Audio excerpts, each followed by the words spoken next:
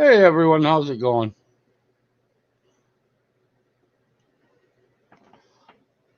How's everyone doing tonight? Hopefully here soon. Stan Smith will be in here, and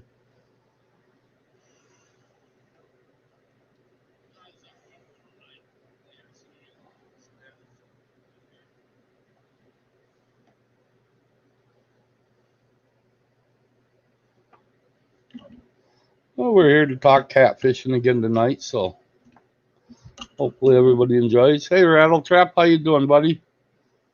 I've actually got the Rattle Trap fishing shirt on tonight. Rattle Trap. Hey Ryan, welcome to the stream. Hey John.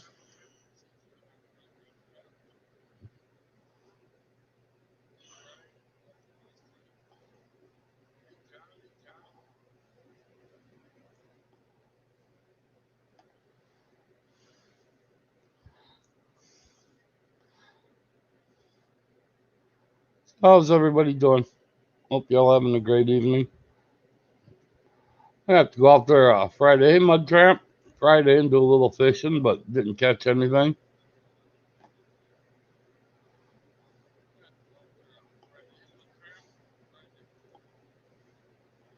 See if I can get rid of that echo.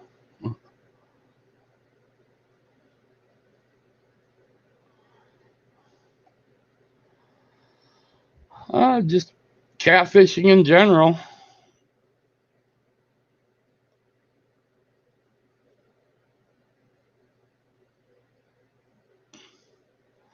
Yeah, I already did that rattle trap. I'm gonna post the link here if anyone wants to come up and join. You're more than welcome.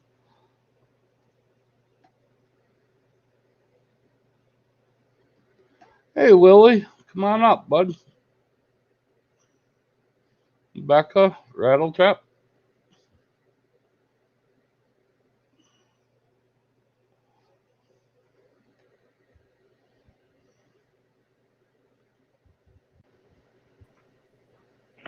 There he is, Mr. Stan himself. Hey, everybody. How you doing?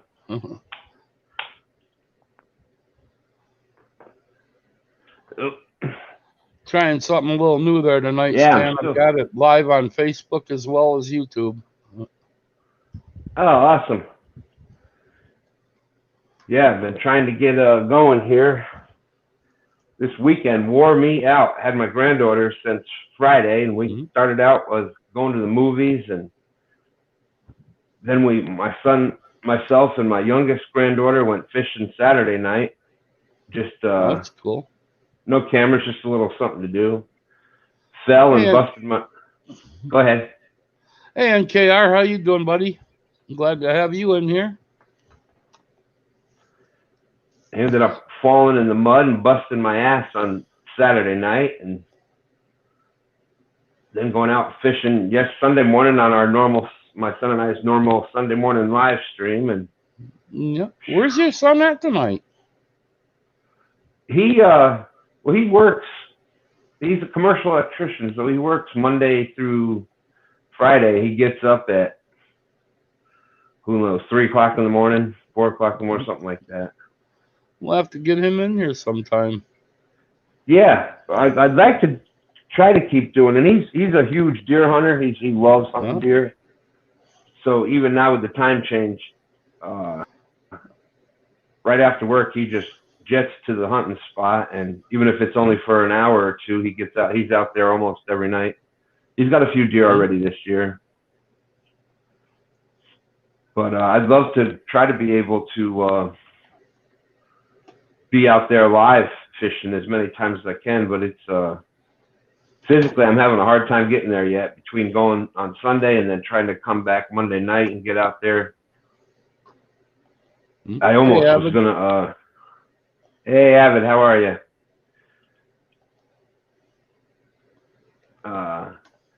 And I had doctor's appointments all day at the VA today. Just the normal, normal stuff. And then they always want to send you for tests for this and tests for that. So, but God bless the VA. They've done You hear a lot of bad reports about the VA hospitals, the veterans hospitals, and my experience that I've had with them, they've been absolutely amazing. The nurses are all awesome. The doctors are awesome. Better. Yeah, that's good. I know they're pretty I've actually decent had up here, better care from the VA than I did from outside doctors. Yep.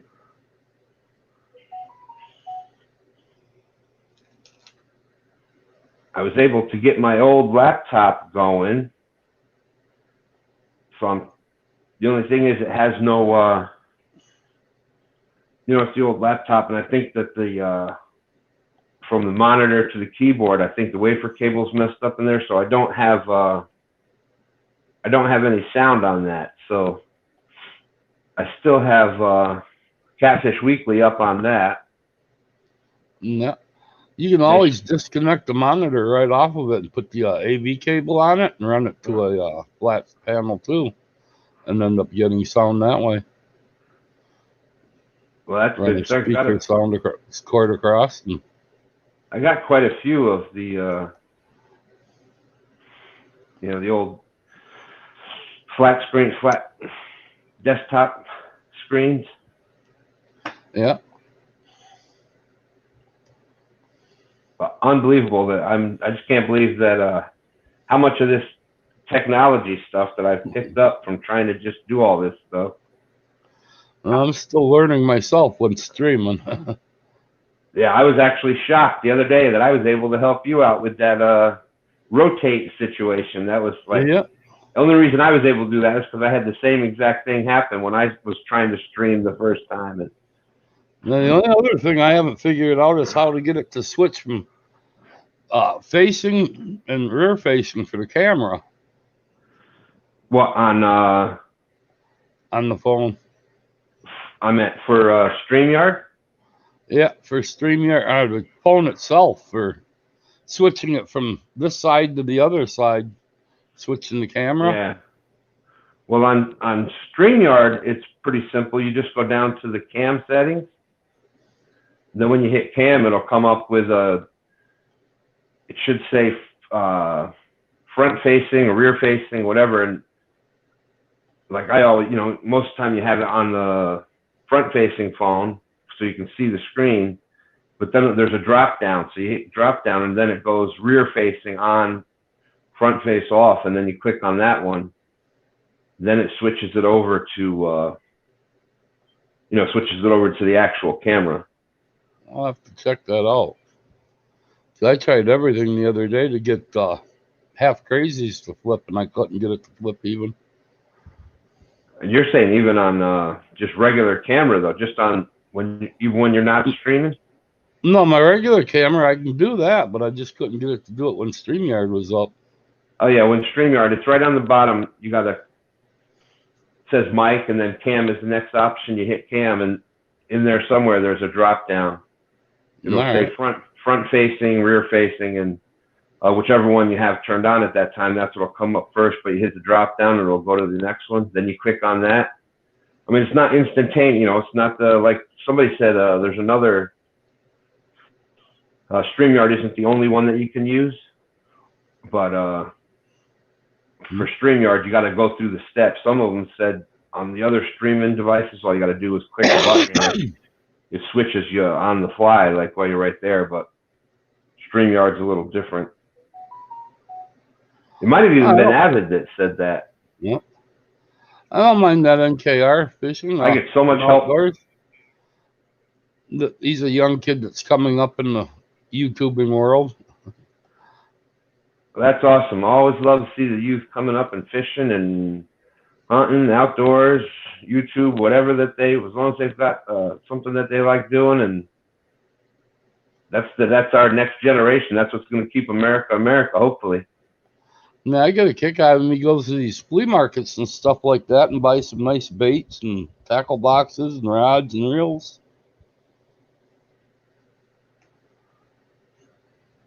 Real good kid.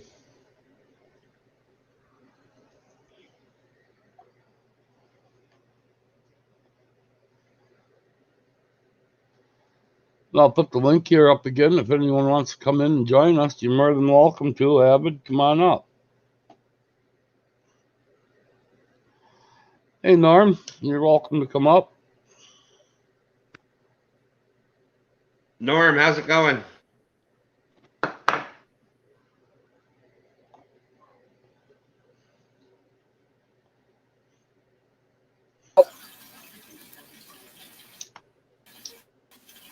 Hey, Evan, how you doing, buddy? Good. I changed my name for the night. Bigfoot. Bigfoot. Yeah, Stan, I say a lot of things, and half the time I don't remember what I said until someone repeats it. Yeah, well, you're good with always trying to help out, and if you Oh, do it that much, sometimes you don't even remember that it was you that helped out. I think it might have been you that even said how to switch it around like that. But yeah. I know StreamYard pretty well, and I've been messing with it on my phone and iPad when I go fishing, so that cam setting is wonders for that. Hey, Outdoors Addiction.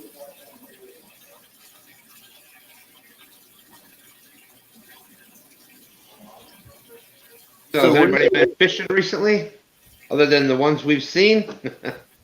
No, I've been busy trying to get my knee mended and all that meat vacuum sealed that I've been smoking. Yeah, awesome job on that turkey the other day. I have that thing vacuum sealed in 4 packages.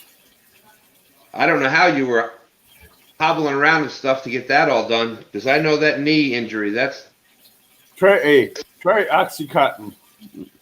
yeah. Well, I've lived on that for the past 10 years, so. With Oxycontin, you can do a jig on your knee no matter how bad it's hurting. You ain't gonna feel nothing. I wish. Hey, Lynn, welcome to the The stream. doctor told me to take 2 when I needed it, and I won't have to take anything for 6 or 8 hours. So I took 2. And I tell you what, I didn't feel anything until I came off of it. Yeah, the bigger you are, you do need an upper dosage. Yeah.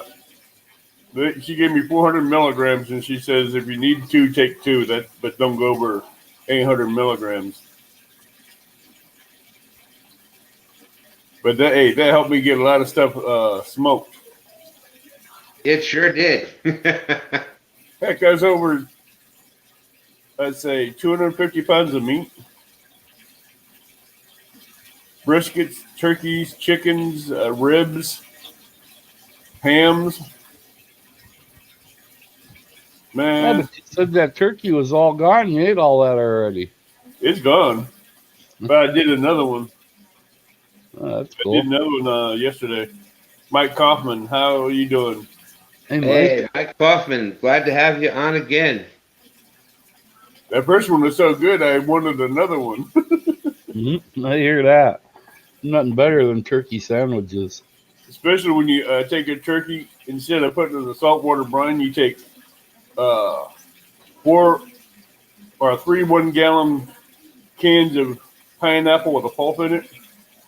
Pour that in there, and you pour apple juice in there, and a 16-ounce can of lemon juice in it, and let it set in there in the fridge for about 24 hours.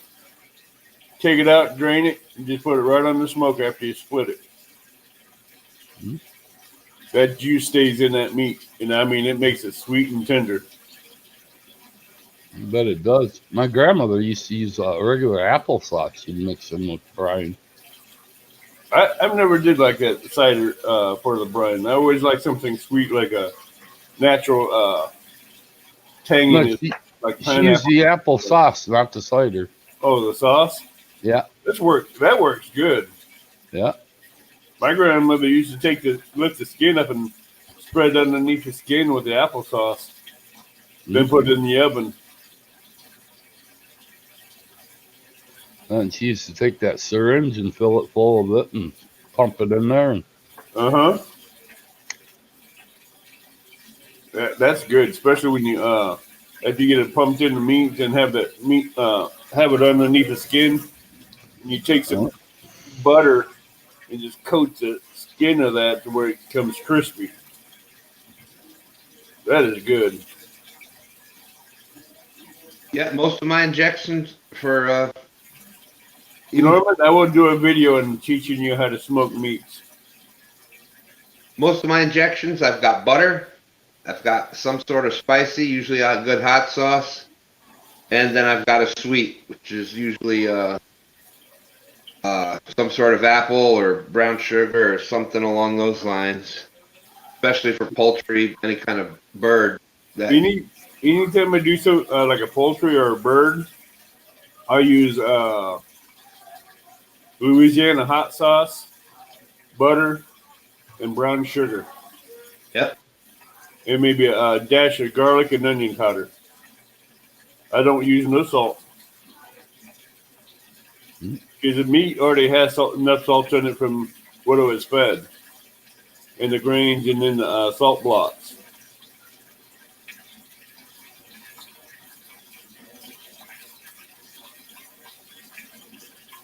But I learned how to smoke a long time ago, and that is the best thing that I ever came across. Yeah, to me, there's something. I'm a total. I love anything that you do yourself, and like I've made a couple of my own fishing poles. I've made my own lures. I make my own sausage and stuff with deer meat or pork if we buy it or whatnot. And to me, it's awesome when you can take just a raw chunk of meat and process it, grind it up, whatever, make your sausage out of it, smoke it into the finished product. There's just something just so satisfying about that. But see, I'm gonna next time I get a nice chunk of boneless roast, I'm gonna show you how I make homemade jerky out of it. I need to get me a smoker. I want to do a lot more catfish. And that will be using the smoker. That's awesome. You do it. You do a long smoke on your jerky, Avid, or you do it? I do a long smoke, but I do a long smoke, but I have the temperature down around maybe 200 degrees, 170 to 200. So I don't let it get. I have it tender, but it's done. But it ain't like a potato chip when it cracks. I like it to where it's a little bit chewy, but it'd be real tender. Yeah, and then when you start chewing it, your saliva starts getting the moisture back in, and it just becomes so. Uh-huh. I know exactly what you're saying. I'm going to do a video on smoked catfish when I get me a couple catfish. No, thank you, MK.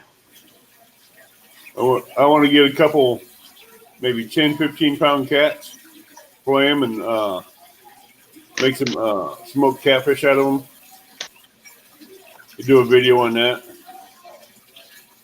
Yeah, I think I've got like 2 catfish left in the freezer that are smoked right now. And I don't have no catfish. I'm out. you need to Avid, get when me you some smoke more. your catfish, do you leave your skin on it? When I smoke it, I do. Yeah. Okay. Because when it's done, the skin will just come right off. Yep. Yeah, I've tried doing it without the skin, and it tends to dry it out more than leaving the skin on it. Last time I smoked a catfish, I did the sweet and spicy one, which really came out good. Which had brown sugar, cinnamon, nutmeg, cayenne pepper, butter, and lemon juice. I kept basing it on that one. But when that got done, that was really good. Mm-hmm. That sounds good, even. I made the mistake of taking it to work for my lunch, and someone got nosy because they smelled something good, and they seen it on top of my lunchbox, and they ate the whole damn thing. Didn't even ask. Yeah, I'm sure you would have gave some of it if they just asked. I'd have given them a bite, but I wouldn't give them the whole damn fillet. The fillet was maybe 14 inches long. Y'all ever do the Speaking of that situation, was where you got a shared fridge and people are eating your stuff. Anybody out there ever do put the what am I can't think of the words, but you put the booby trap lunch in there? Oh, I did one time. I took some salmon dip that everybody liked that I made. I bought just enough for me to make 2 sandwiches. I bought 2 of them. I took one out, and I left the one that was loaded in there with liquid, unscented, unflavored X-Lax. I dumped about a half a bottle of that in there, and I mixed it in real good. I've been thinking about doing that to a ACC game, and my little brother, taking him over some brownies. But I tell you what, the guy that did that, we all knew who it was because he was in the bathroom for the rest of the day. That's what I'm saying. That's a good way to find out who was actually taking your stuff. HR asked where this guy was. He goes, well, he's been stealing people's food. Now he's in the bathroom. She goes, what's he doing in there? He says, I don't know. He hasn't came out to ask him. So when he did come out, he had to go to HR to answer for what he was doing. That's the last. Hey, LG Bass. Hey, LG, how you doing? What's up, Tom?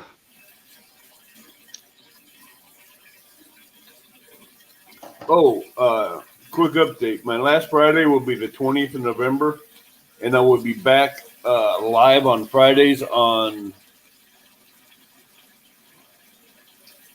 Let me look at the calendar real quick, and I'll tell you when. December 4th.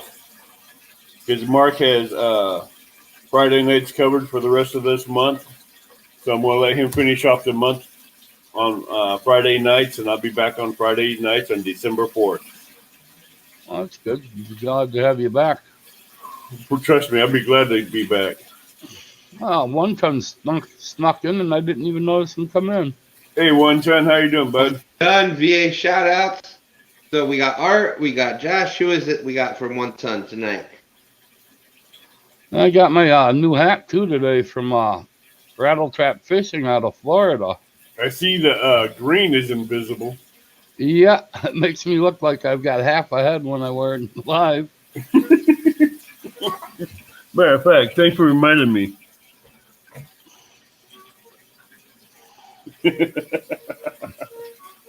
Catfish and Crappie hat. Yeah. And then I got the Rattle Trap Fishing shirt today, and I'm not that lucky to get that kind of stuff. Well, half crazy actually won this one, but he was in the process of buying one, so he wound up getting the 4X and gave it to me today. So thought that was really cool of him. And hey, 1 Ton, remember those ribs you seen on the grill? This is one of them. That's how they come out looking. That's how those ribs came out. They came out tasting delicious. they look good. The only thing I see missing there was the barbecue. Oh, I have homemade barbecue sauce in the fridge. I have sometimes I want barbecue sauce on them. Sometimes I don't because I want to be able to taste that fruit flavor in them. Mm. See how he is over there, Stan? He brings ribs to the table and doesn't even share. Yeah, I know. What's up with that? And we're the hosts. You think we'd at least get a couple ribs? Well, hey, they wouldn't last in the mail by the time they got there. Because I know the ladies that I tried to send food to someone else that was smoked. We'll just have to reach down and grab them off your plate. Yeah. Too bad you can't reach through the screen. And the lady says, yeah, we could. I had a hard time wrapping it to get it shipped. I go, well, what'd you do with it? She goes, I took it home and ate it. I go, great. Now the people's wondering where the package is at. Oh, don't worry. I sent them an envelope with a gift card. Hey, Kevin Baker, how you doing tonight? We got Rebecca in here.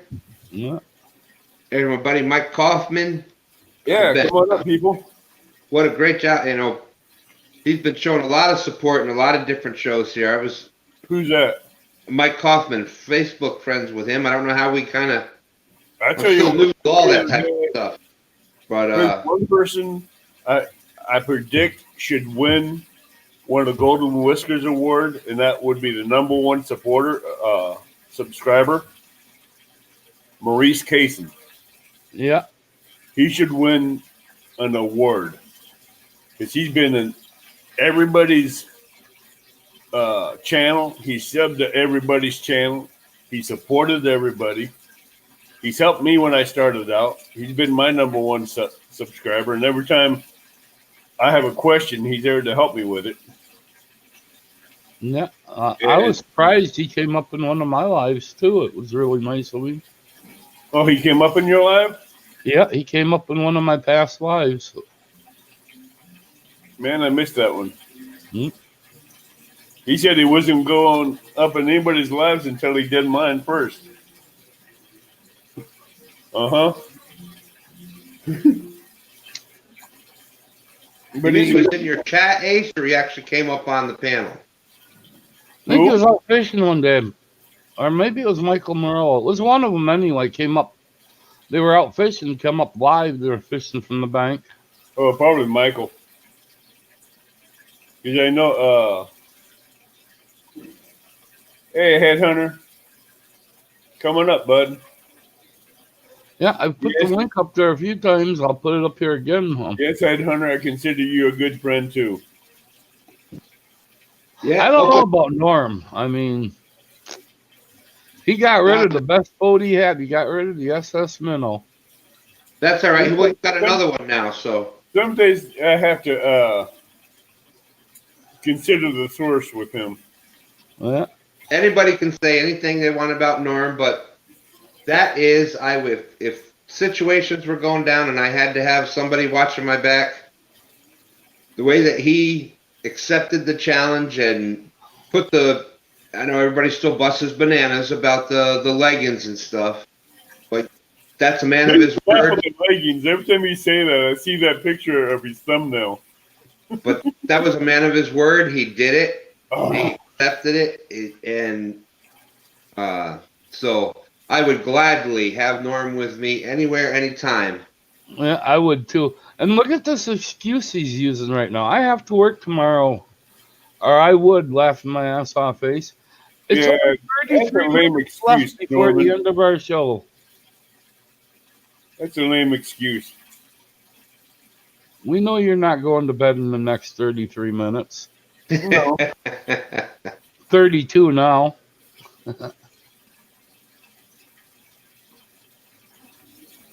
Yeah, I know it took a lot for you to put them damn leggings on. Surprised you didn't wear a tutu too.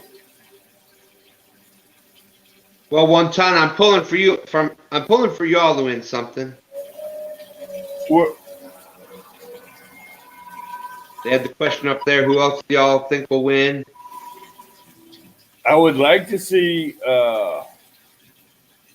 One Ton and Creole and Miss Mary win. No. I haven't known the 1 ton boys that long, but the length of time I have known them, they seem like really, really great guys. And they do a great job fishing there from the bank. The number one wife supporter I'd like to see win would be Mary.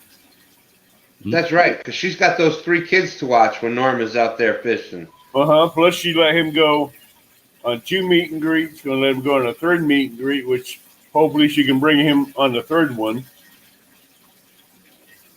Yeah, but them 3 kids, they're a breeze. I mean, think about it. The poor lady's got to put up with Norm. Hey. That's the worst one of the 4. Yeah, Norm, thank you very much. Yeah, I'm doing like I said before, it was a long weekend, and my body just can't take a lot of that wear and tear anymore. I look for something. I don't look for something jazzed up in videos. I look for something more natural and laid back instead of what other people look for to vote on.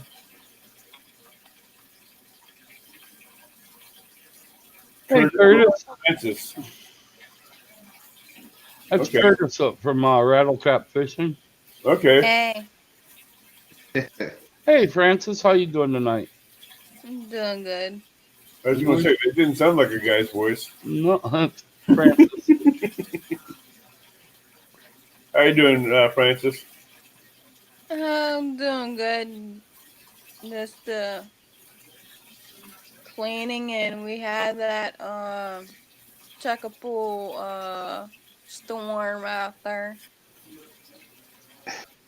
That's cool. It's still hitting down there hard, or? Uh, Went through Miami and coming back up north of Florida. You're not trying to cut anybody out, but let's. There's my Cajun brother Creole catfishing in here. Glad that you stopped in. I think we said LG Bass was in here. My VA brother. Someone from Facebook from Rawa's Human, whoever that is. Hello, Raz. RWASHUMAM. Ace just put the link up there if anybody else wants to jump in. Nick Cleo, you're more than welcome to jump up, bud. Hey, come on up, bud. And saw LG Bass put the comment up there. 1 ton guys are incredible, awesome guys. And from what Tom's a good friend of mine here in Virginia. We were in communications. We were trying to work something out for going fishing together this past Sunday, but he's been a couple times fishing live with them, and apparently they are who they are. That's who you see on the screen is who you got in real life, and that's what I like to watch.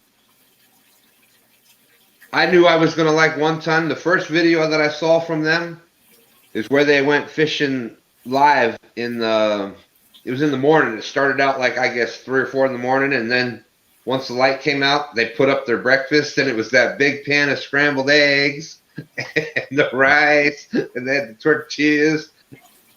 That's my kind of fishing right there. Willie, come on up, bud.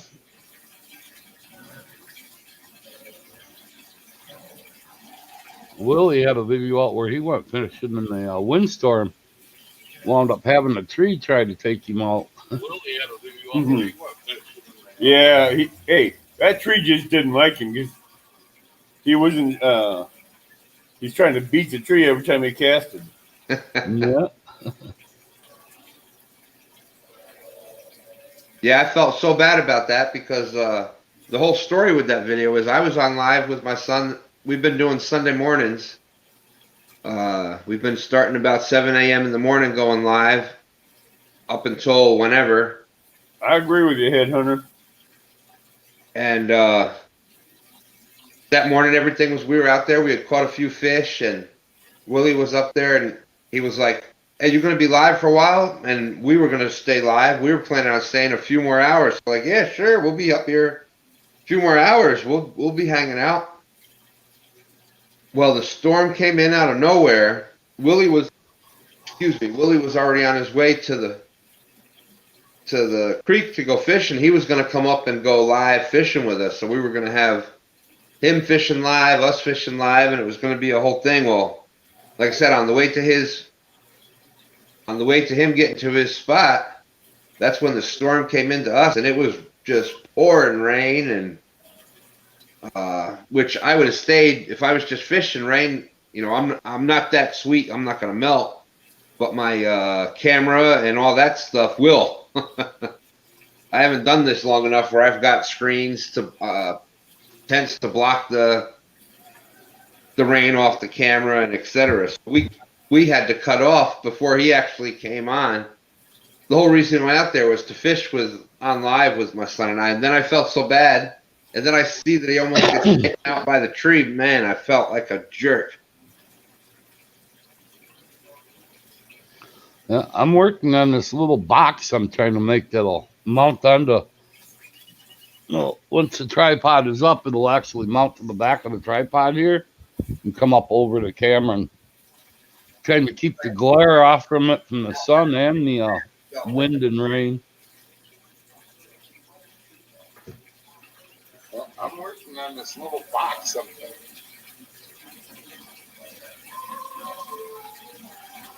Oh, there's Jason. Just popped in. How you doing, Jason? Thanks for coming in. Hey, Jason.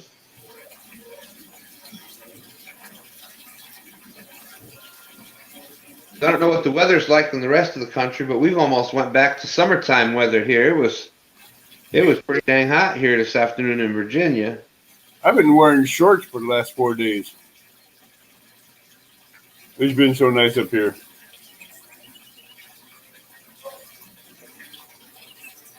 Anybody else? Has anybody that's going out on a regular basis fishing? Anybody change into a fall pattern yet?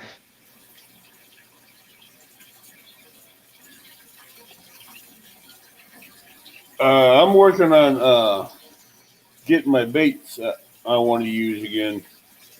Wow, here's a gentleman that just popped in. Real nice guy. He's got a great show too. Great late show. Chunky Cat's Fishing. Hello, Chunky. Alston for How you doing, bud?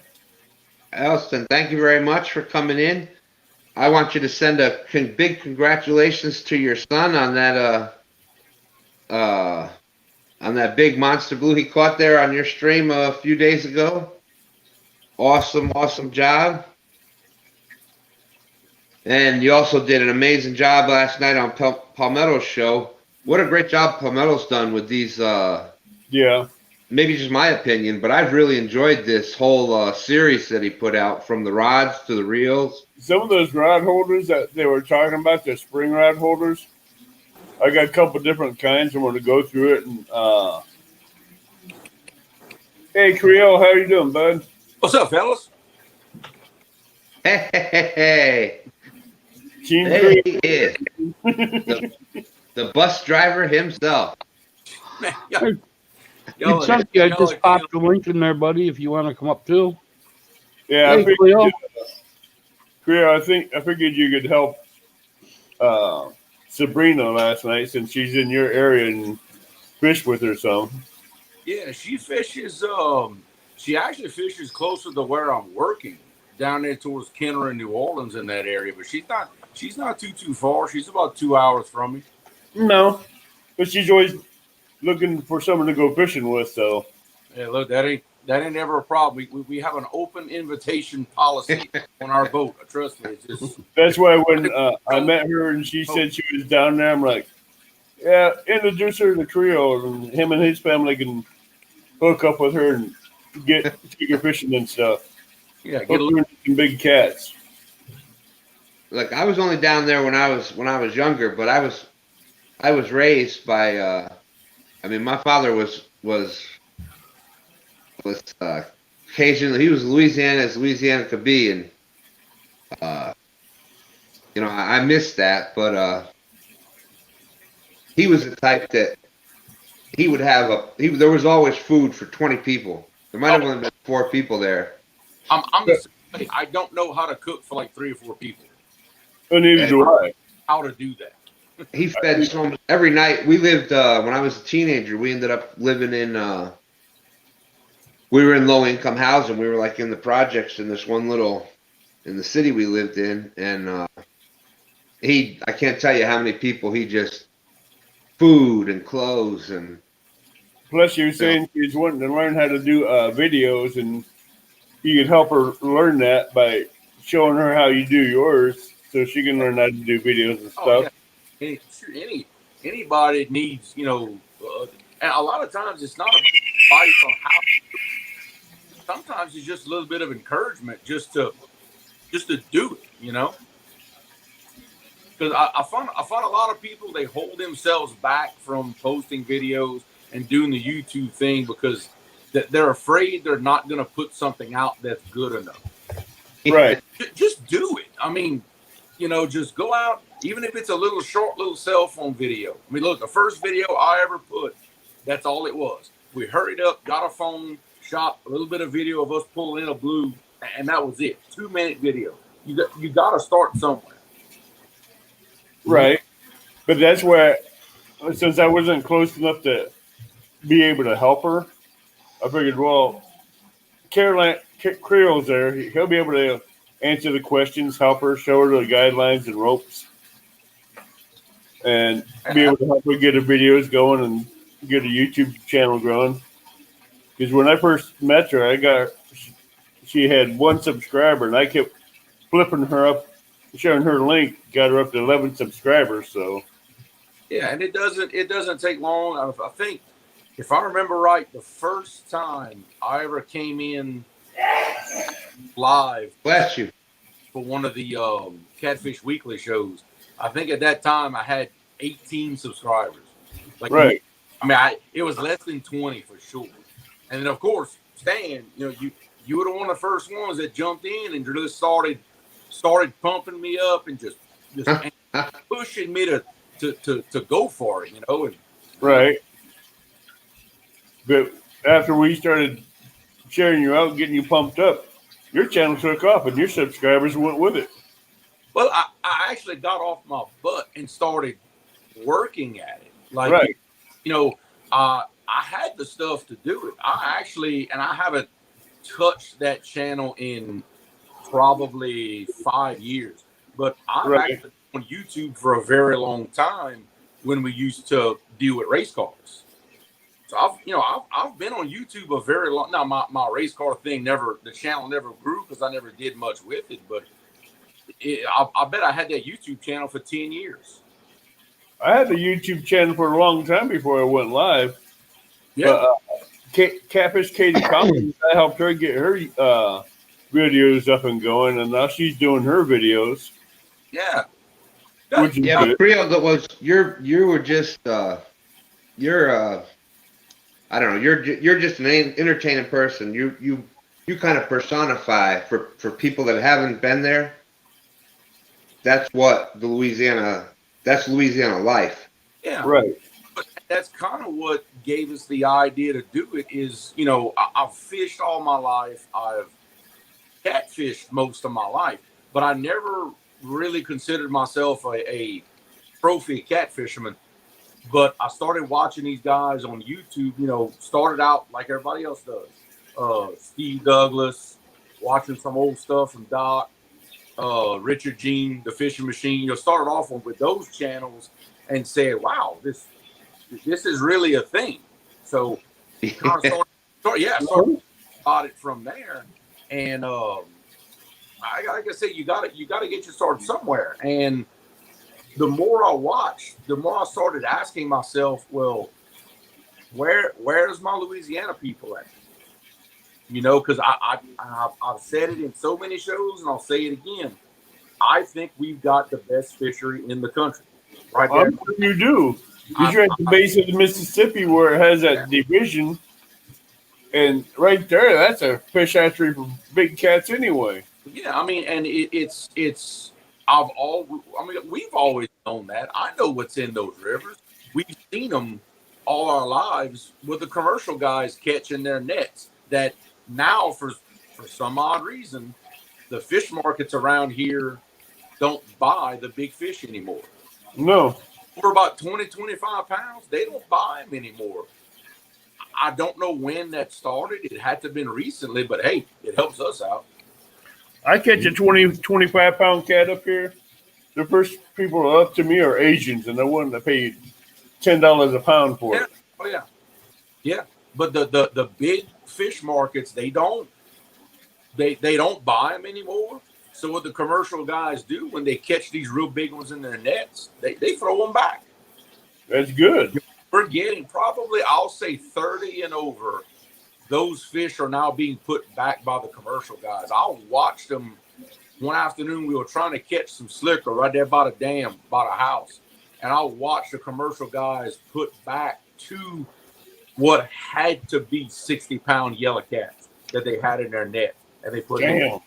Because I know those guys. I know how tall they were.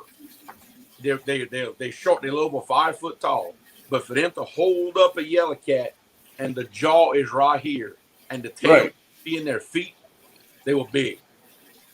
That's what you call hogs. Oh yeah, but we've got them here. We've got them, and we've got a lot of them. Well, and just imagine when those people are putting the commercial guys are putting them back. Just imagine what that'll do. The best thing you can do for a fishery is take out all those smaller and medium-sized fish. Yep. And your big cat fishery or bass or whatever species you're after, the best thing you can do is harvest some of them. Yeah, because that's Put one those thing big about creatures back. The Mississippian has is a hell of a fishery. Oh, it is, and especially especially with the combination of things that we have. It's not just that it's the Mississippi. It's not just this. Any type of structure or situation that anybody would ever want to catfish, we've got it right here. It's just depending on where you go. If you want flooded timber and laydowns, well, we've got a section of river that's got that. If you want to fish heavy revetment, we got that. You want to fish a lock and dam? Hell, we got 3 of them. You can fish that. I mean, anything you want is here. It would take me 20 years to put baits in every single spot that I know of that I think is good. I'll never fish them all. I'll tell you now. Like up here, the main 3 rivers we have is the Black River, Eau Claire River, and the Chippewa River up here where I'm at anyway. And they're really good for the big flathead and a lot of nice channel cats in there. But then we got Lake Mendota and Madison where it's easy to catch 20, 25 pound channel cat. And that amazes me because the biggest channel cat I've ever seen in my life was maybe 4 or 5 pounds. They're really, really small down here. I guess because the blues and the yellow cat just haven't taken over so much. They don't get nearly that big around here. If you catch a 5 pound channel cat around here, you got a monster. I don't know if you got me on Facebook or not, but I'm on there as Bar Height Greg. And I've got a lot of really nice pictures on there of 5 to 15 pound channels. I have the hardest time matching YouTube channels to names. My YouTube channel is the same as my Facebook name. Some are easy to remember, but others I'm like, wait, who is that? And I try to look at the face, and then I'm like, oh wait, that's that guy, and it takes me a while. Can you explain to Jason Lamb what a yellow cat is? Yellow cat's a flathead. Or name for a flathead, because they don't get that dark brown around here. They get more of that spotty brown and yellow spot color on them. That mottled, like a leopard. Or a lot of them are just kind of a goldish yellow kind of color. Right. Does that to them. But I love helping people if I can, especially new YouTubers. Oh yeah. But that spot I was fishing from the bank the other day, I don't know if you've seen that or not, but that's where I actually got that 47 pounder. That's your profile pic. Yeah, I recognize it. Yeah, I recognize it.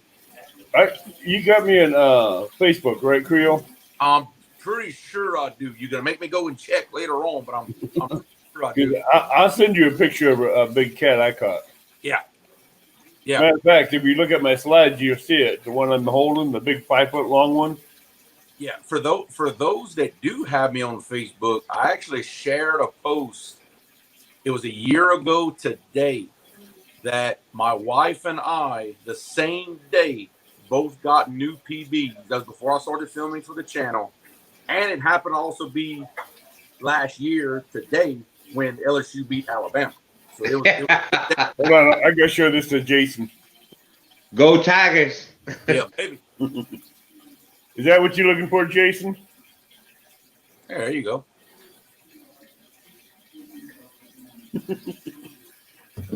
But I got my 2 buck and 2 does first 2 days of opening season. Nope. I get up there early in front of where people have their deer blinds, and when they walk into the woods, they spook deer out of their beds, and they send them right down my way every year. There you go. Now that answered Jason on what the yellow cat is anyway, but now if Betty was in here, she would tell you it's a shovelhead. A shovelhead, the sturgeon, and what's the other one? The paddlefish. When she first Showhead, that's the thing that came to my mind is a spoonbill. That's what we call them, spoonbill. Spoonbills and sturgeon. You talk about sturgeons, though. Half crazy, 67 years old. He turned 67 here a few months back. But we were up fishing that same dock that I was fishing on we were fishing the other day. And I had a hit on one of my rods. I knew exactly what it was. So I passed that rod off to him and let him catch it and land it. He brought in a nice 6 foot, 85-pound sturgeon. And he never ever caught one in his life before that day. Oh, if I want to catch sturgeon, I go out down by Chain of Rocks in the Mississippi, catch sturgeon all day long off night crawlers. We actually have sturgeon moving up here in the James River. I don't know if you guys seen it the other day or not, but when I had my rods up there on the wooden rail, I actually had them all tied down because the sturgeon up there, when they hit, your rod's gone.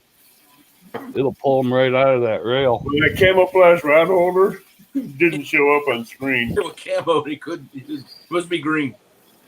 That rod holder just did not show up. It showed invisible.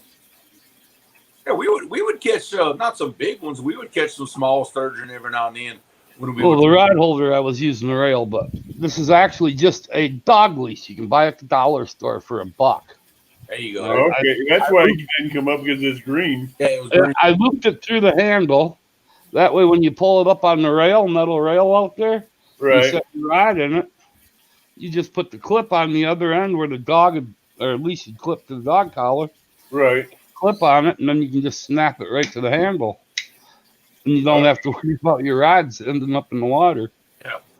It's like Patriot James bottle was invisible when he first started drinking it in the show. Yeah. It was messing with people's minds. Yeah, with that green screen thing going on. Uh-huh. But yeah, Weird stuff. but Priya, what your success has been, like I said, is that you personify what that life down there is, and that's the door's never shut. You always got food. Your neighbors are your family. Yeah. And then hopefully, if I can get the trips planned that I'm trying to do, like I said, I've got a few big ideas in my mind that I'm trying my best to make happen. It just means that a few very busy people all have to have a day off on the same day, which is hard to do. Well, trust me, that ain't easy. I've had a couple of people, what I'm going to call some big names, reach out to me via Facebook and things that want to come down here to fish with me. I'm not going to name drop yet because it's a far away thing from having them here. But if they do come, that's going to be a big deal, especially for me. I told you that would happen. That's going to be game on when that happens. Oh, The way you were slamming them cats on that fishing couples tournament, I'd love to come down there and fish with you if I had a decent vehicle. Okay, I'm going to tell you a little secret about my tournament spot, okay? Mm-hmm. It's one of 2 dams that control the Mississippi, Right. from basically jumping its channel. It's the Old River Control Structure. They got videos on it, articles. It's famous, all this kind of stuff. Anyway, a few things went our way that I've only ever seen a few times in my life. For the water to be where it was, and for not one but both of those dams to be closed and not flowing any water at all at the same time, I've very rarely seen that happen. Maybe half a dozen times in my life have I seen it happen that way. And it just so happened that right before the tournament, they put water out of that structure. And when they're flowing water, that's it. You can't get within 1,000 feet of it. They'll run you off. But 3 days before the tournament, when they closed those gates, I went ride the Friday before the tournament. After work, I went ride over there. When I passed and I saw that those gates were closed, I said, oh boy, think to look it up. That's when you called your friend at the floodgates and asked if they were going to be open to shut. Well, It's like last summer, that spot where we were fishing on that dock, and then it's probably maybe 1,500 feet down around the corner. It goes under a bridge. Last summer, we were slamming them up there. Myself and Half Crazy, it was nothing to go up there and limit out 10 apiece, and then throw a bunch back. But yeah. Yeah, well, this year the weather was so screwed up that they didn't even spawn out. We're still getting cats that got eggs in them. Now, what happened here, though, and when the gates are totally closed, there's no water flow, no current, no nothing. There will be some fish stacked up, but not many. Right. But what made it magic that time, and like I said, it's very rare, there's always some big logs and trees that want to come through. Well, when they closed that center gate, they must have had a log down there that got stuck. And it had probably a small gap in that one gate where it was just flowing enough current to maybe hold a boat straight. Well, those small little 1.5-inch threadfin shad were just balled up in there. I mean, they were balled in there so tight that it would fool my depth finder as to what depth it was. Right. Like every now and then it would show that water was 6 feet deep because the little thread fin was just solid in there. And that's what happened. Those thread fin balled up in that little bit of current because it was so shallow everywhere else. The Asian carp and the gar had run them out of the shallow water, and they were getting that current trying to get out, but they were trapped. Right. And all the fish were just hammered. Hammering those thread fin right there in that hole. It was one of those strange situations that do not happen right there very often. But just, the stars aligned and it happened. Oh, you had thread fin there, you had slickers there, you had every kind of fish in there. We had, in fact, I don't know if it was caught live because my wife was pulling a fish, but I actually caught a really, really big bar fish too at the same time, which is what we call white bass. Yeah, I seen that. That white bass was probably 17 inches. That ain't a bad gar. Yeah, they had both kinds of gar were in there. I saw some sac-a-lait popping, some bass popping. There was every species you could think of was balled up in that spot. Now, isn't sac-a-lait a much better name than crappie? Crappie? When I was growing up watching fishing shows, people would talk about crappie and crappie. I'd look at my dad and say, "What the heck is that?" Yeah. I didn't know. We always called them. That's what my dad always called them. He always called them sac-a-lait too. That was in New York. What would you call them down there in Louisiana? For the crappie? Yeah. Sac-a-lait. Okay. Sac-a-lait. It's French for bag of milk. Because it's these big white crappie, and that's kind of what they don't really have much of the speckles on them. They're all solid white, because of the muddy water. So that's kind of what they look like. A bag of milk coming up out of the bottom. Yeah. No, that covers the white crappie. What about the black crappie? Would they be considered chocolate milk? If I ever see one, I've never caught one. I don't know if we even have them down here. I don't know. Oh, you have them down there. If you have white crappie, you got black crappie. I've never caught one. I don't know. Yeah, but I think with the mud, I think that changes their color too. So they're pretty similar in appearance. It make them darker. They might be so similar that I can't tell the difference. The scales are usually a lot blacker on the black crappie. Hey, I know that. I see my buddy Wicked Catfish just came in. Thanks for stopping in. Wicked. But I had the exact opposite experience at the couples challenge there, Creole. I had my spot saved. I had my little ace in my pocket, ace up my sleeve kind of spot. I'm like, all right, I know I can always catch fish there. Yeah. I'm probably not going to catch the monster there, but I know I can always catch fish there. And that's where I'm like, all right, well, we had tried doing some pre-fishing before the challenge, and we were getting nothing. Well, that ace, the spot I had saved for well, if we're gonna go there, if I don't know these others are producing, we get there that morning, and like I said, every parking spot, because I fish in downtown Richmond, it's like boom, every parking spot was full. So we're waiting there, and now we're running a little late, and we're waiting there a little bit, and nobody's leaving and stuff. So I'm like, well, let's go down to that other spot that's just up the river a little bit. It's okay, but it's not quite this spot, but maybe we'll do good there. But see, if I ever got in one of those online contests, I know where I can go down below like Carlisle Dam and catch a ton of small cats. Yeah.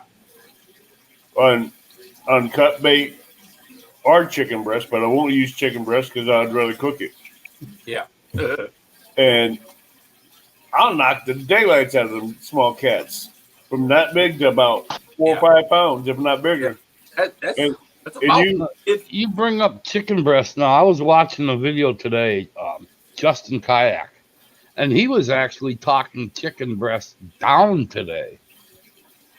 And then you get Stan. He was out there the other day. He had a few different baits out there, like 3 different chicken baits.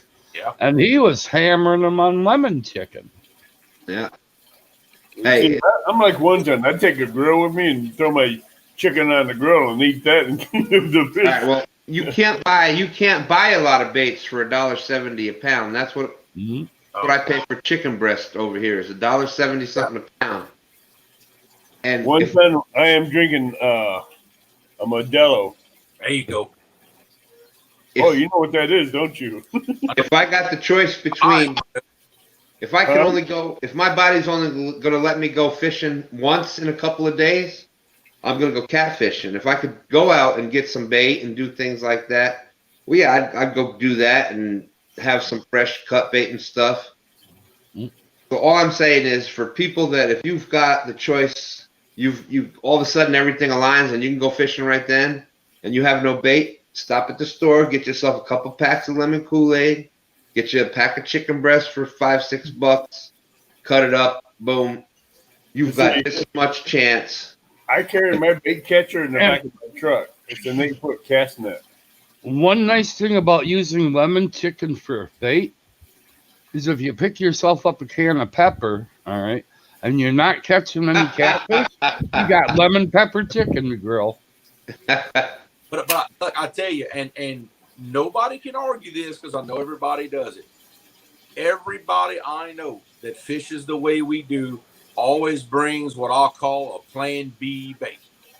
That way, just in case you don't get nothing with that cast net and you skunk on getting bait, you've got something to put in the water other than going home.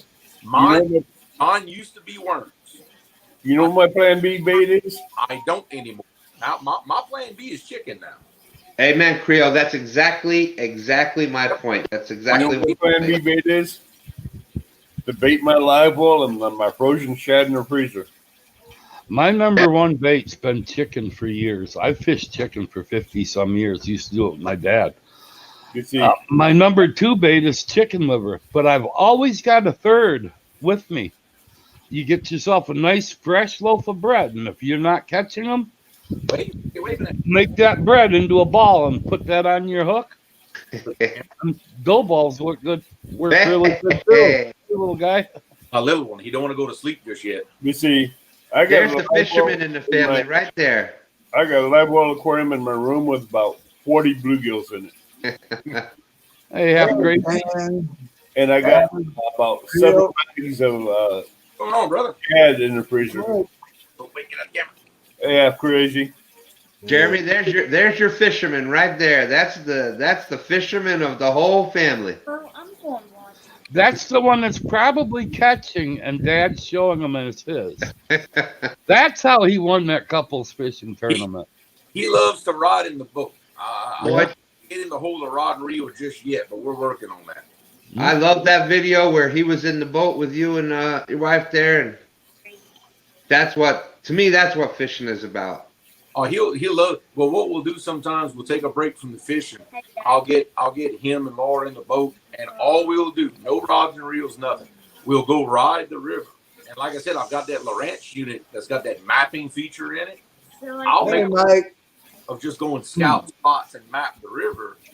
That way, when I do go fishing, I know where I'm going. That you do, 1 ton. You know my baits. Going back in the living room. He's bored. But my main baits I like is red horse sucker, Asian carp, big head carp, sucker, and buffalo. Asian carp's good too. Now I've used it a few times, and I've always caught a fish on it. I ain't gonna lie. My biggest cat I caught with 83 pounds was on a chunk of Asian carp. I believe it. They jump in the boat enough. I need to start using them. Hey, not a clue. And I tell you what, that with that skin as tough as it is, that meat ain't coming off the hook unless you cut it. It's like I told Lyle, if a garfish can't take it off a hook, it's tough. Yeah, you can't pass up free bait that just jumps itself up there to you. If it doesn't give you a black eye first. Yeah. I've seen a lot of boat people going down a Cascade, a low idle. I mean, not a high idle. Yeah. And get knocked out of their boats. Oh, yeah. The boat's still going down the river. And there's no one in the boat, but no one in the boat after he gets knocked out. And he forgot to attach the kill switch to his wrist.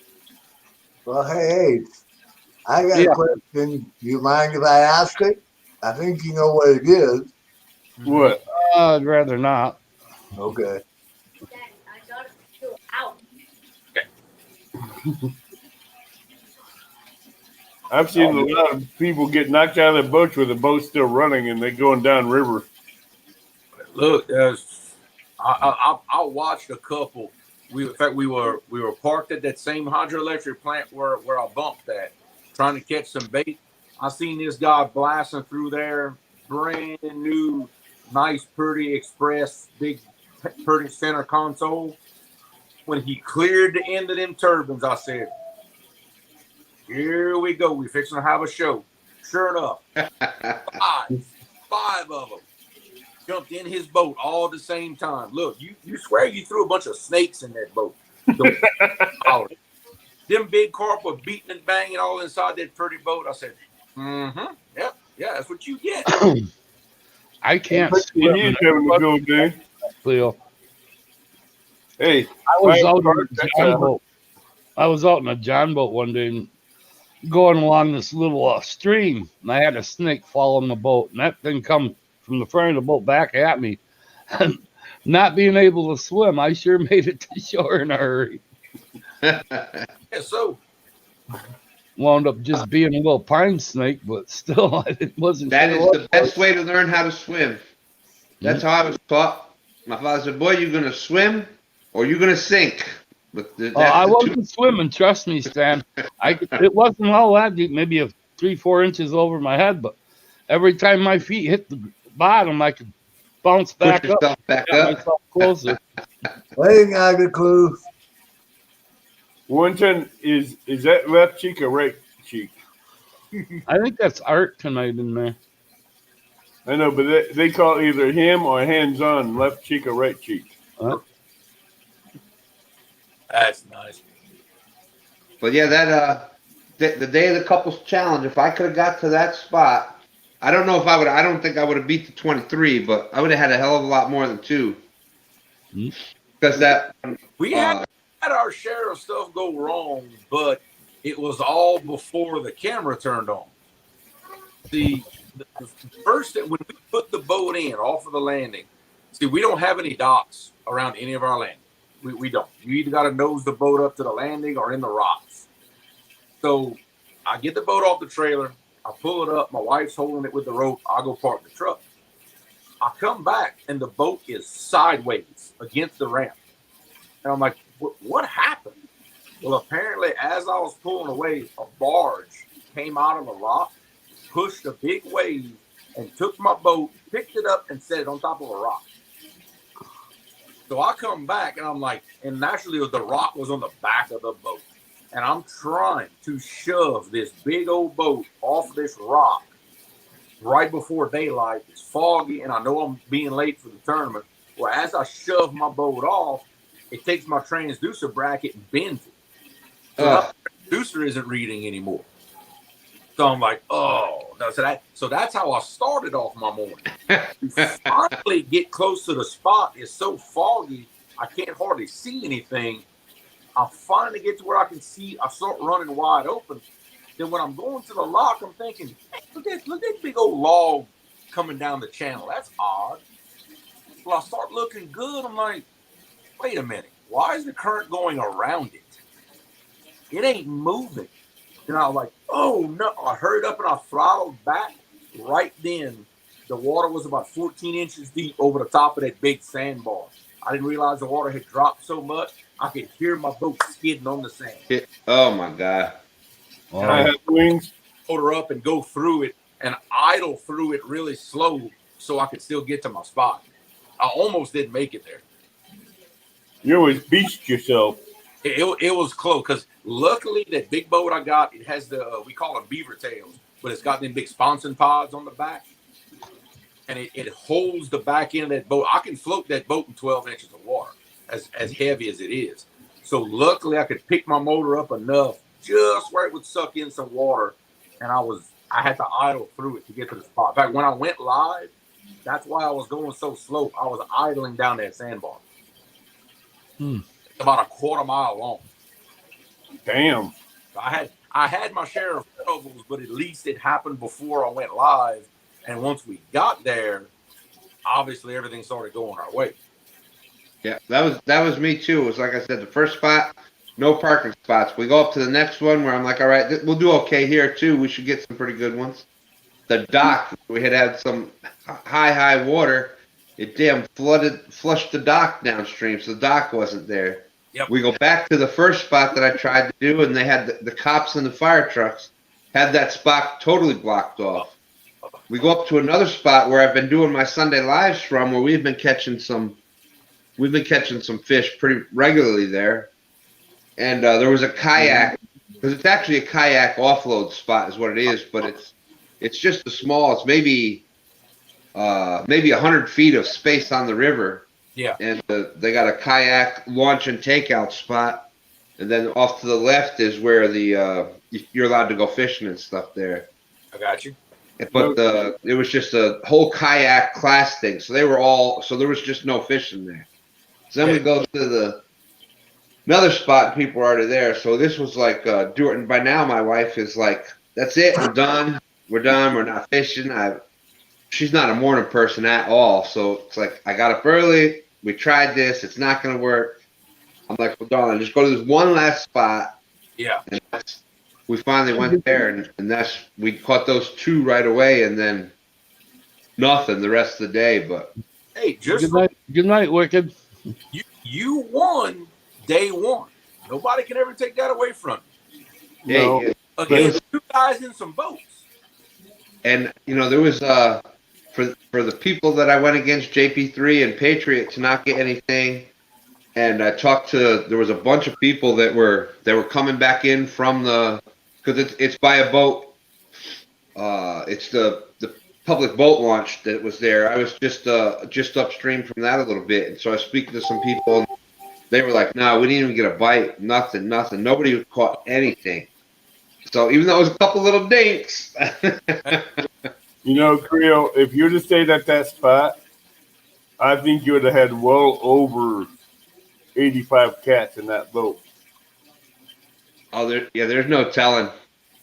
The way you were catching those blues, the small ones, morning that you had that lead. It put down towards the end, but see, my wife and I had talked about that 2 days before. And we decided at that point, we said, okay, either A, if we're obviously not going to win, or if for some God unknown reason we think we're so far ahead, we're going to leave and go try to catch a big one. My pride would not allow me to just sit there and dink everybody to death. I had to go try. But see, it didn't work out. But here's my theory on that one. Just because there's small ones there's bigger ones underneath it. You see, that's not the first time I've fished that spot. I have fished that spot a few dozen times before because that's where we go to catch like the ones we want to eat. Right. We know that spot. I have never caught anything over 20 pounds right there. In fact, I lost a 20-pounder at the boat live during the tournament. But I tell you what, if there's a 20-pounder there, there's a 30 and a 50 in there. I've never caught one. I ain't saying they ain't there, but I cannot catch a big one in that spot. If I want a really big fish, I've got to go somewhere else. I don't know what the deal is. Neither do I, but I was just thinking, you'd have really schooled everybody if you just stayed there and caught over 100 cats out of that spot. Like I said, pride. I know. I'd have allowed me to sit there and just dink everybody to death the whole time. Oh, you weren't dinking anybody. If anybody was dinking, I'd have never heard the end of it. I had to pride. If everybody was catching dinks, that would be, I hate to say it, would be dockery. But it's like but everybody says the fish is a fish is a fish. Yeah, Roger kind of called me on it. I think he finally figured me out. He said, "Look, dude," he's like, "I know you're trying not to make a big, you're trying to play it down because you caught awesome little fish." But he said, "Let me tell you something. If any of us would have had a spot we could have gone and do that, we'd have run you over to get to it." You know, Dockery was actually a winner there in that. He got the Grand Slam. He got that trifecta. Yes, From the bank. Yeah, but from the bank.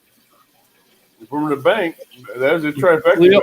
You know, Leo got it for the most fish, but Dockery got the 3. and I totally agree with Creo. It was the tournament was for the most fish, and it didn't matter what size. Right. But I was thinking the same thing when I caught the 2 fish, and nobody else was catching anything. And I know it was the first day.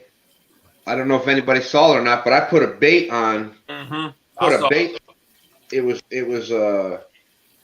hickory shad, which is pretty close to a slicker. Yeah. It's fishing the same way, but it's a different fish, but it's similar to the slicker, but they only come up at certain points. But we had it in the freezer. So it was the whole head and part of the body back. I had a chicken breast, pretty much a whole chicken breast on the other one. I had switched over because I wanted to, whether win or lose, I wanted to show a big James River blue. Same thing here. Same here. And when I saw you put the bait on that hook, and I know you couldn't see chat at the time, but I put in the chat, I said, "Look, my brother swinging for the fences." Yeah. Yeah. I'm feeling kind of proud right now here in chat. Fatal Error TV. That's actually my son. Oh, okay. It's only like the second time he's come in. Cool. Well, welcome, Fatal Error. Glad that you made it in. Welcome, Fatal Error. Yeah. And speaking of that, that's what I'm shocked. I've been going every Sunday morning live with my son, and I can't tell you what that's meant to me. Just if y'all can see, I'm more a coach anymore. He drives me there. He puts the stuff out. I sit in the chair. I do the little. Yeah, he does all the Fatal got out there once with me this year fishing. I'm hoping next year he can get out there a lot more with me. That's what it's all about. I sit in the chair, and y'all see me turn every now and then, and I'll throw. I feel like I gotta at least throw something in there. But he's got the poles where I want him. He knows what. It's like wow, he really did listen all these years. He picked up what I was saying. Well, and Stan, I know how you feel because, and I know you watched it, but remember that video I made where we brought Dad fishing? Yeah. So that's my favorite one because, Dad made all kinds of trouble to take me fishing when I was little, when we had nothing, and Dad would work 6-7 days a week on the farm, just barely had any time. He would still find time to bring me. So now it's like it's come full circle. Now I get to bring my dad fishing. Yeah. It don't get any better than that. And then of course, a little bit on camera, I got him talking about my grandfather, who was a absolute expert bass fisherman back in the 50s and the 60s and the early 70s. Yeah. Not sure how good. I wanted to fish with you a lot, but that video right there. I was like, man, I wish I was in that boat. That's my favorite one, even though it's not my best one, but that's the one I like the most, if that makes any sense. Yeah, I understand that 100%. one. Enjoyed making the most was the one where it was me, Laura, my son, and my dad. But anyways, Fatal, not just, you can't really see them. I got frog bass lures. Invisible frogs again. And I've got a whole mess of really nice musky lures there, Fatal. So that nobody can see. Yeah. Invisible. Hey, they're invisible again. Ghost lures. He's started his own brand. Ghost lures. Good fish. Yeah, that's what they are. I actually got these from JV Hunting. Let me turn this. But Creel, I know exactly what you're saying. That's when I say that about my son. Hey, I like them invisible lures. They work good. We're down to that. My father took me when I was a kid. That's made sure. Then I started taking him. He did construction and stuff, so he was in a wheelchair. So I was taking him, doing the same thing, and showing him that I had listened to him. Yeah. And just gave the toll. And now it's down to like my son already taking me, so it's down to like that. Yeah. And third generation already, and it's just. I'm sitting at my computer here working on it. It's probably gonna take me all week to get it done. But we just went this past weekend. We went bumping again, but it was to teach my dad and my son how to do it. Yeah. it's taken me a while to work through the video to get it like I want it. But if I can get it like I want it, it's gonna be worth the watch. I promise. Because now I'm teaching Dad how to fish. It's the most hilarious thing. But anyways, Fatal, this summer we'll be doing some muskie fishing and bass fishing as well. Heck yeah. Let's see. If I want muskie, I'll go down to Kincaid and I'll catch some muskies that's well over 50 pounds. Wow. Well, we don't get them that big up here, but Harstead Park's got a lot of nice 25 to 30 pounds.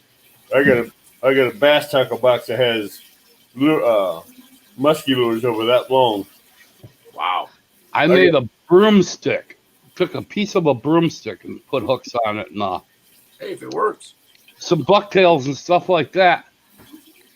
Just to get my kid Fatal out of my hair. He was bugging the heck out of me one day, so I threw it together. And I says, "Here, go fish with this." And I couldn't believe it when he come back up. He had one of the biggest muskies I've seen myself. I have one musky lure that's over 23 inches long. And it's a long, twisted curly tail behind a big 12-inch grub. Well, guys, look, it's been real fun to come on the show. I love talking with y'all. I have a lot of fun. If I don't go put that kid to bed, my wife will kill Your wife will kill you. Oh, it's very nice having you up here on panel, bud. I'm glad we got the chance to speak to each other here. Well, I have to have you back up in my live stream sometime, Creel, and just talk. Yeah, sure. No. If you I'm glad, Creel. You know how I feel about you. I'm glad that we got to have this kind of face-to-face time here tonight. It's been awesome. Man, and look, Stan, I'm telling you, if it wouldn't been for you, I wouldn't be nothing on YouTube. I'm telling you, I'll say that till the day I die. I'll always say it. It's the truth. You can say all you want. It's the truth. I'm telling you. I appreciate it, brother. I'm going to put the link back up here in chat. If you want to come up, Fatal, you're more than welcome. All right, man. Look, y'all take it easy. Bon pêcher, everybody. Yeah, you too. Later, my brother.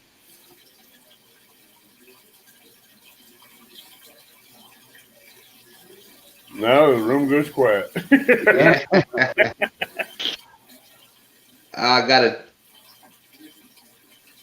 a tear in the eye. That just I saw Creel's videos. It just he's gone a long way in such a short time. Well, with his videos and the guests he's been on a lot of different live streams. He's gone a long way. Hey, Fatal, welcome to the that couple tournament where he won it. That was amazing. I was so proud. I was so happy for him. I knew he was going to win it. I knew he was going to win it before the tournament started. I don't know if you guys can hear me or not. Yeah, we can hear you, Fatal. You're kind of sitting there We in the hear you, dark. Fatal. I was looking at some of your comments out there. Awesome. Yeah, Awesome. so the greatest memory I have is when I was between the age of 13 and 14. I'm 35 now. I used to hate fishing with my dad because he'd go out every single freaking day. It was like a passion of his, and he'd always take me with him, right? And I kept bugging him. I was like, I ain't catching nothing. I ain't catching nothing here.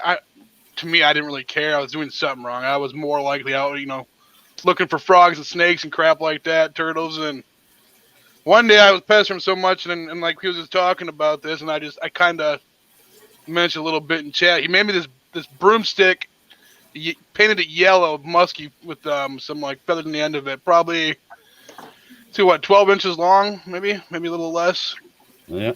And I was bored. I was just out pissing around with it on top of the water there, and this thing ain't gonna work, And I'm sitting there yanking across the water, just jerking with it, Probably about 20 minutes later, the biggest muskie I've ever seen come up, and it opened its mouth.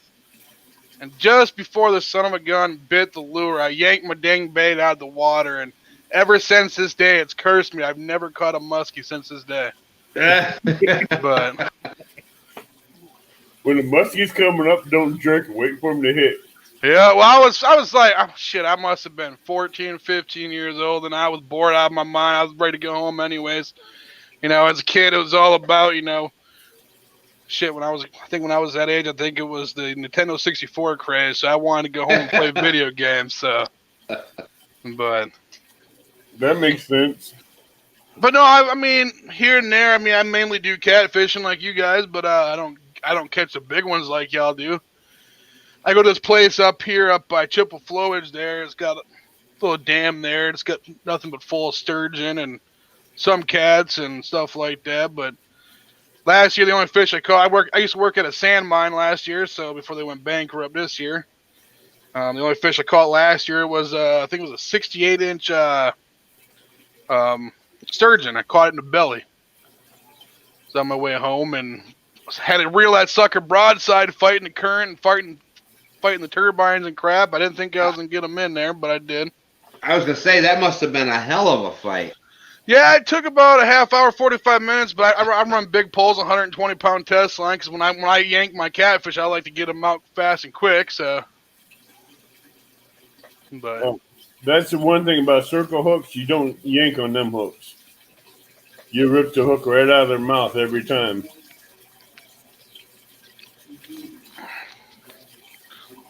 Yeah, but now, Fatal, look, here it is. How many years later, and you're still looking back to that day, 20. Oh 20 yeah, I years ago. Definitely loved it. So. Yeah, my son's saying the same thing. I remember when he was, and he talks about it too. He still talks about it to this day. He was like 5 or 6 or something like that, and we were going catfishing, and I was trying to get the pole set up, and same thing like you said. He was like, I want to do this, blah, blah, blah. So I put on a big, giant, biggest Rapala I could find, because I was up in New York at the time, and we had muskie and whatnot up there, but I just something so he could cast it out far and yank it back in. I'm not thinking he's going to get anything, but I figured it'll keep him entertained while I'm getting everything set up. Next thing I know, I hear splash, splash, I got one, splash, splash. I go run. He damn caught the biggest walleye that I had ever seen on a fire tiger Rapala. Never expected him to catch it, and there he is, yanking it up on shore. Yeah. Jason, that is the truest statement you've ever made right there. Muskies are the fish of 1,000 casts.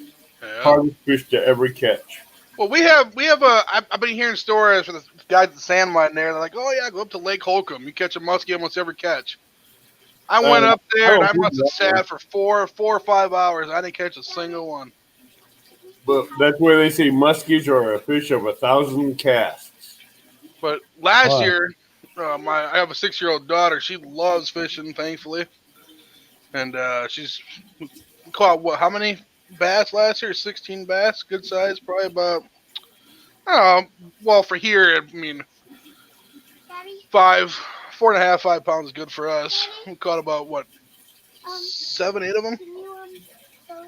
I don't look at fish as a size. I look at it as how much enjoyment you got out of it. And if it's a 3-pound bass as a monster to you or the person catching it, then that's a monster fish. Yeah, Well, I see bass as dinnerware. that's what we use them as for, just dinnerware. Yeah. I don't care if it's an 8, 10-pound bass. It ain't going back in the water. It's going to the table. I want to get my granddaughter. Uh-oh, he froze up. Hello? I'm still here. Yeah, he broke up, but didn't hear you. I said I want to get my Josie up there next summer catfishing. I think that'd be just a blast up there with her fishing. Well, the only problem with her is she gets impatient. She's like her mother. Are you going to be fishing Mendota next year, Ace? Yeah, I'm definitely going to be there. I know Half Crazy's going to be there. Me and Half Crazy were, I was actually the one that started talking to Lyle about it. He's going to help him set it all up. And then Mark jumped in there, which I'm glad that he did at the time because I had a whole bunch of stuff going on. But I would be going up there, but my meet and greet is going to be the 20th through the 24th. So that's going to be kind of it'd be maybe a couple days apart. And that'd be kind of hard to swing both of those. Well, I hope you're able to swing it and you come up. It'd be nice meeting you in person. Hi. Hi. Hello. It'd be nice, but it'd be hard at work. How are you tonight, sweetie? They want to know how you are tonight. And what I heard you caught a lot of bass last year. Caught a lot of fish last year. Mm-hmm. Yeah, on your Princess Snow, or what was it, frozen fishing pole? Woo! I got to get me one of them frozen fishing poles if that's what catches the fish. Yeah, she outdid me last I have to get a fishing rod. I might have to get one of those. Sweet by Grandpa frozen fishing pole. Grandpa's not too ashamed to use it. I'd use it. I mean, I'm going to try out this little ice fishing pole next year too for catfish. Yeah, this past weekend, I don't know if y'all saw it out there. I kept bringing it up on our live, but we had my son had got both my granddaughters those little 3-foot ugly sticks, the ugly stick version of the Doc Demon, and we had one out there that we were hoping to hook up on, but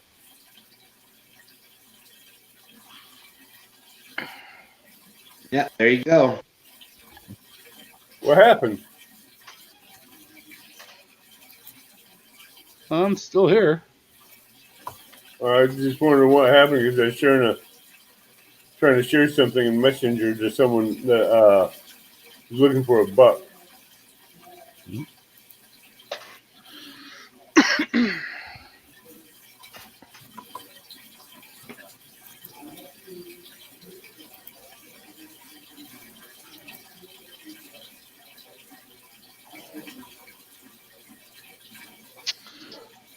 Hey, Saltwater, I didn't see you come in, buddy. How are you doing this evening? You still in here, Jason Lamb?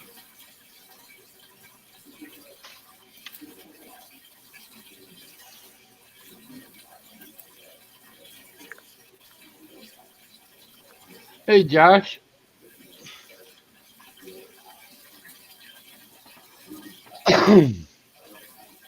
Josh, is that my 1-ton brother Josh in here? Yep.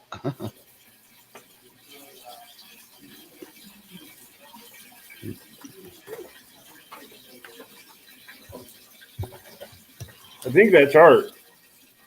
Well, Josh is in here too. He's sitting in here listening, working. It is. My 1-tonner Josh is here listening while working. That's cool. I've Yeah, done we're in the works. Sort of similar to what Lyle was bringing up tonight. We're kind of in the works here in Virginia of my son and I and LG Bass. We're gonna go. We're trying to work out a little competition here between us and One Ton Fishing Club. We're just in the preliminary talks of it. You know, their people are talking to our people, and you know, we're trying to work out all the details and stuff. But that's going to be a future upcoming live here pretty soon. Yeah. I want to set up this summer a fish off against the 1 ton crew. Get Fatal in on it and Half Crazy myself and whoever else I can find up here where we can sit on the bank. And I think the 4 against 4 would be just cool as heck. I got a friend that 2 years ago. Well, you know Zuna is. Yeah. He lives up in Connecticut. We've done it to where we just have a little competition among ourselves. You know, see who can catch the biggest bass or crappie or bluegill. You know, he'd be fishing in Connecticut. I'd be fishing in here in Wisconsin, obviously. And at the end of the year, we tally up who got the biggest one, and we either have a pool of $100 or $200 and do something like that. It's always fun. I don't know if Not a Clue is still in here, but they got a lure going around. It's a spinnerbait. It's going to every state. I'm going to actually do the catfish. I'm going to put liver on this and catch me a catfish on a spinnerbait.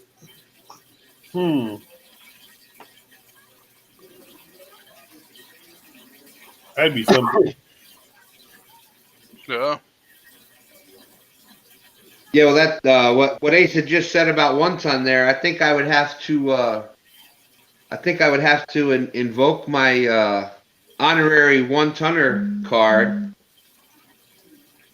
I think I'd have to invoke my honorary 1 tonner card and be part of that tournament. What game was that one? Oh, Ace and Half Crazy against 1 ton? Yeah, because we know 1 ton right here in our wonderful state of Virginia. Mm-hmm. All right, gentlemen. Well, I'm going to jump out of here. You guys have a good one. Man, thanks for coming in. Yeah, good night. Nice meeting y'all. Nato, thank you very much for stopping in. We really appreciate it. Yeah, definitely. Next time I'll have my cam working here. Well, tell them a little bit about yourself there quick before you go. Fatal's a big gamer, so if anyone's into gaming. I do fishing, gaming, hunting. You know, I stream on Twitch, Fatal Air TTV. I play some like American Truck Simulator, any mud bogging game, stuff like that. Arc. So nothing too crazy. Mike, I don't use a rattle. It's basically the hook, the leader line, and then above that, I've got my weight on my main line.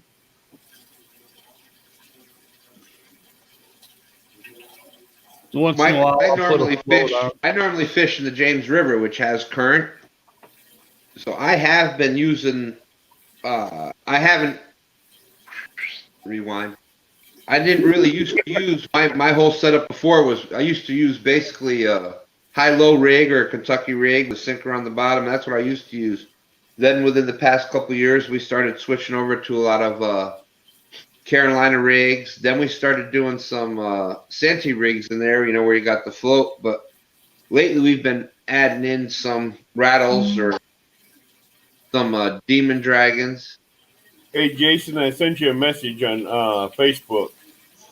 I do my version of a catfish rattle. I don't know if you've seen the video I made of them. That's on my channel. They work really good. I caught my big cats off them damn things, and I love them.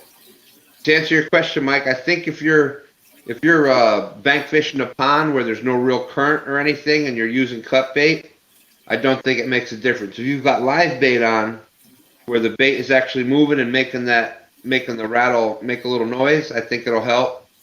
Or if you're in a river where there's current,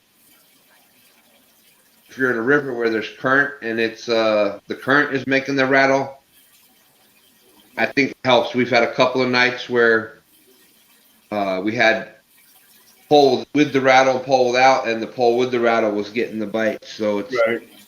Mike, I have a video that I made of my catfish rattles on my page. They work for whether you have current or not. It'll lift the bait up out of off the bottom. Depends on how long you make your leader. They work good for big cats, channel cats, flatheads, blues, stripers. And they work really well in current because the rattle is a rattle.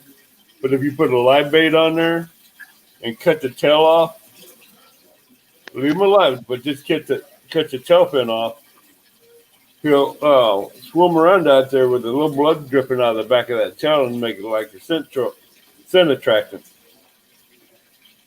which attracts cats. And all the time that rattler's rattling because that bluegill's going nuts. yeah, but that if you're using cut bait though, and just a pond or something where there's no current, they really won't make any noise. No, I use them for live bait. I don't use them for cut bait. Right, that's what I was saying. It's either got to be.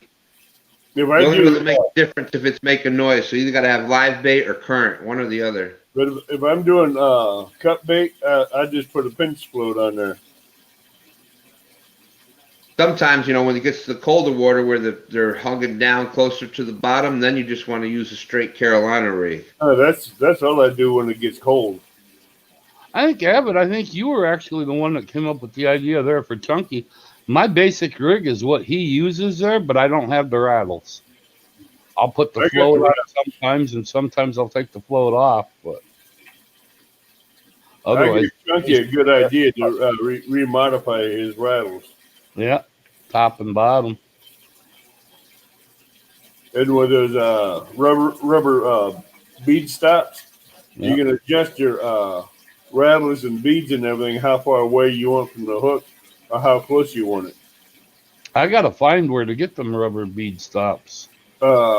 Should be I've tried Shield. Amazon.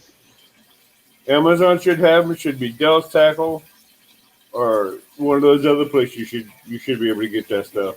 You can get them Bass Pro Shop too. But see, I don't have to order them. I go to a tackle shop up in Alton where I get all my beads and all that up there. I usually use something like this here, and I hate them. I hate them things. I hate them threads. Hmm. I love them rubber bead stops because they don't move unless you move them. Hey, Great Outdoors Exploring. Hey, Sean. The other good thing with those, what you were just showing, Avid, is that you could tie them yourself and they don't cost anything. That's Once you get them wet, they come untied. not the ones that I tie. These you're talking about, Stan. Yeah, did I say Avid? I meant Ace. I'm sorry. Yeah, I tie them. I can tie them myself and use a little coffee straw. Yeah. And tie that. Once you get it on your line, you put that in tight. It won't. But if you start moving it, if you start sliding it up and down, then it'll loosen up a little bit. I see where fish attack. I'm not sure where they're at right now, but them rubber ones that Abbott's talking about, they're basically the same thing, but they're just a little rubber bead, and they're really hard to slide, and they seem to last a long time. They'll outlast that string by a long shot. And they fit really tight, so I just wonder how do you feed the line through that little bead? I use 17-pound Cajun, and I tell you what, you can get the small ones, you can get medium ones, and you get some larger ones, depending on the size of line you're using for a leader. Now, on that little bead, is there like a metal rod or something that goes through it that you put the line through to pull it through, or? On the rubber bead is like a little eyelet. You run that line through it so far, like maybe an inch or two, and you slide that bead right up over the top of that line. Well, that's got to be a tight fit because I've got 50-pound leader material. Then you need a bigger rubber bead for that one. Because Chunky sent me a couple of them, and they're on there really tight, but They're made to be that tight. That's even what Elston was saying. He was having a hard time getting the line to go through. Because if you get the small ones like I use for the 17-pound, you'd have to go up for 50 pounds. Yeah, I think you have to go up to a larger size rubber bead that you can get on your 50-pound line. But even the larger bead, it's going to be a tight fit. And that's what you want, a tight fit. Because the tighter the fit is, the better it's going to be on the line and nothing's going to move. See, we got Great Outdoors that came in. Great Outdoors Exploring. Thank you very much for coming in. Hey, Sean, contact me later because I have an idea I want to pass by you.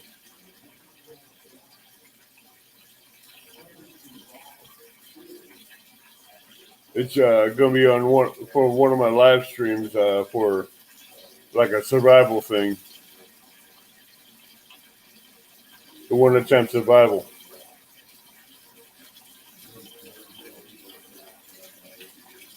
There you go, 1 ton. Yes, one ton. Just put the solution out there to that. You go to Walmart or wherever you can get the needle threader.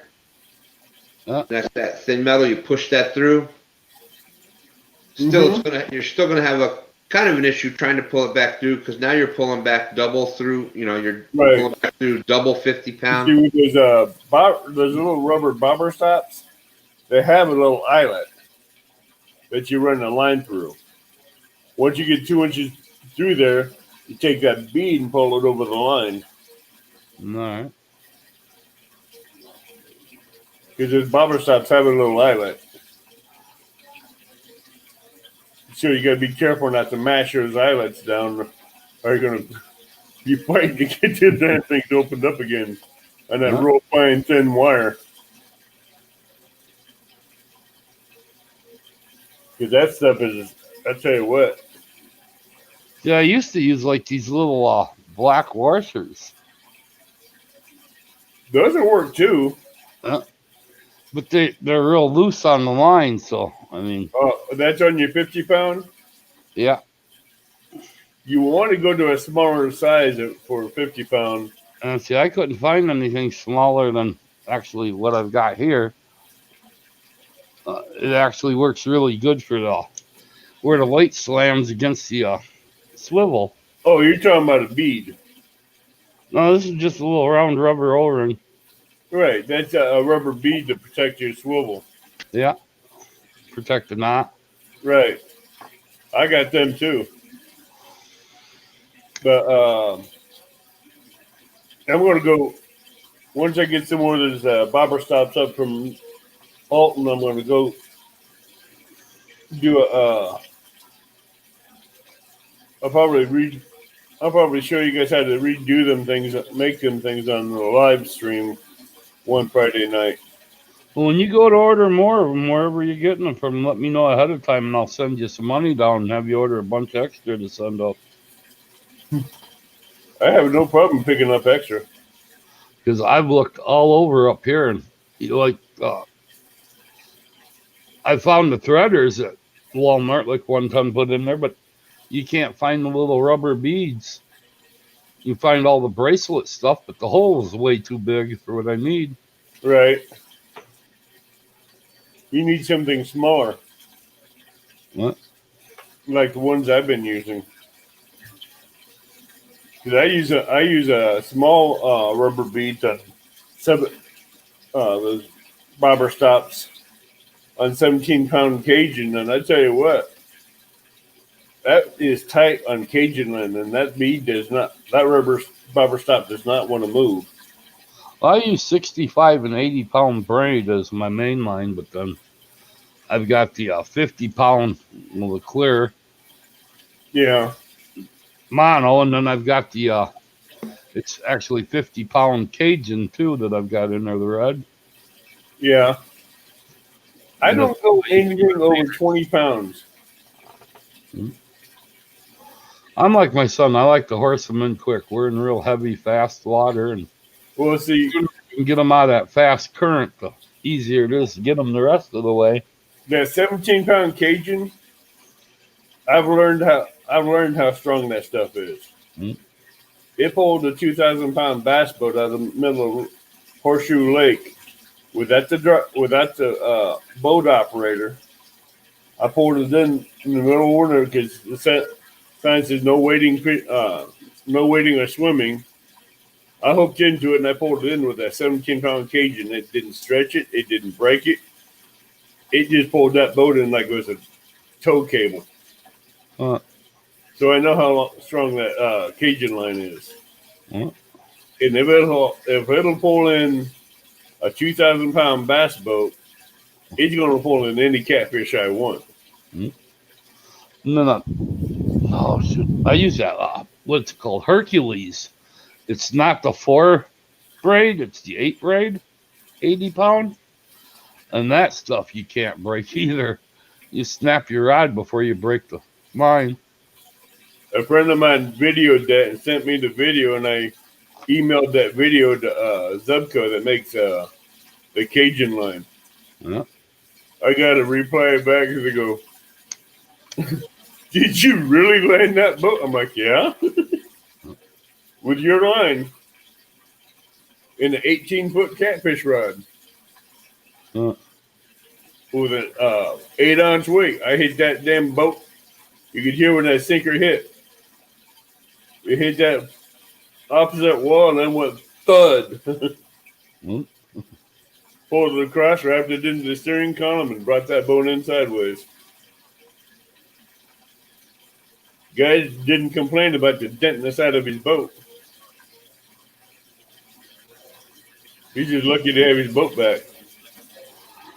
He was just happy it was on shore. But he goes, "I don't want you to break your line or your rod." I'm like, "Don't worry, I got this. I know what I'm doing." Stem trees up, he's awful quiet. No, I'm just listening. Chat kind of froze.